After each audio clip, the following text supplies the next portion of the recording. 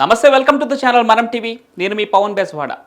పునర్జన్మ ఉందని భారత్లోనే కాదు, టిబెట్లోని బౌద్ధులు కూడా నమ్ముతారు.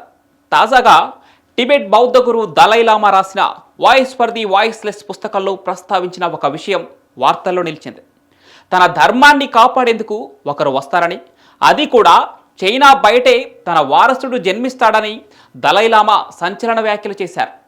తన పునర్జన్మ టిబెట్ బయట జరగొచ్చని, అది భారత్లో కూడా కావచ్చని వివరించారు దలైలామా. దాదాపు 6 దశాబ్దాలుగా టిబెట్ని నియంత్రణలో పెట్టుకున్న చైనా దలైలామాపై కారాలు మిరియాలు నూరుతోంది. అలాగే చైనాలోనే తన వారసుడిని గుర్తించాలని కోరుకుంటోంది.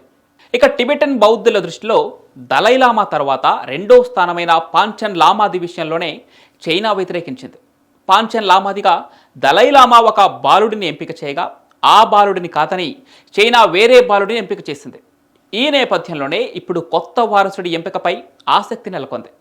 పైగా తాను భారత్లో పుట్టొచ్చని దలైలామా అనటం మరింత చర్చనీయాంశంగా మారింది. అసలు ఈ దలైలామా స్టోరీ ఏంటో ఇప్పుడు చూద్దాం.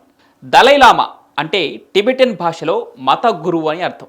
దలైలామా అనే బిరుదును టిబెటన్ బౌద్ధ మతానికి చెందిన గెలుగ్ పాఠశాల అత్యుత్తమమైన ఆధ్యాత్మిక నాయకుడికి అంకితం చేస్తారు.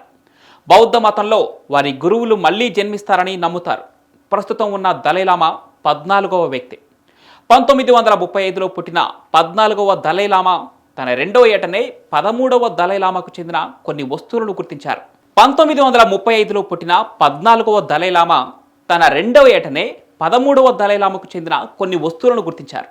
దీంతో ఆయనను 13వ దలైలామా వారసునిగా ప్రకటించారు. 1950లో దలైలామాగా పట్టాభిషేకం చేశారు. చైనా టిబెట్ను ఆక్రమించుకోవడంతో 1959లో 14వ దలైలామా భారతదేశానికి వచ్చేశారు. అప్పటి నుంచి హిమాచల్ ప్రదేశ్లోని ధర్మశాలలో ప్రవాస జీవితం గడుపుతున్నారు. ఇక టిబెట్ స్వాతంత్ర్యం కోసం ధర్మశాల నుంచే ప్రయత్నాలు కొనసాగిస్తున్నారు. తన శాంతియుత పోరాటానికి 1989లో నోబెల్ బహుమతి కూడా పొందారు. ఈ నేపథ్యంలోనే ఇప్పుడు తన కొత్త వారసుడి ఎంపికపై కొంత ఆసక్తి నెలకొంది. పైగా తాను 16వ దలైలామాగా భారత్లో పుట్టొచ్చని అనటం మరింత చర్చనీయాంశంగా మారింది. మరోవైపు వారసుడు గురించి దలైలామా చేసిన వ్యాఖ్యలపై చైనా తీవ్ర విమర్శలు చేస్తోంది.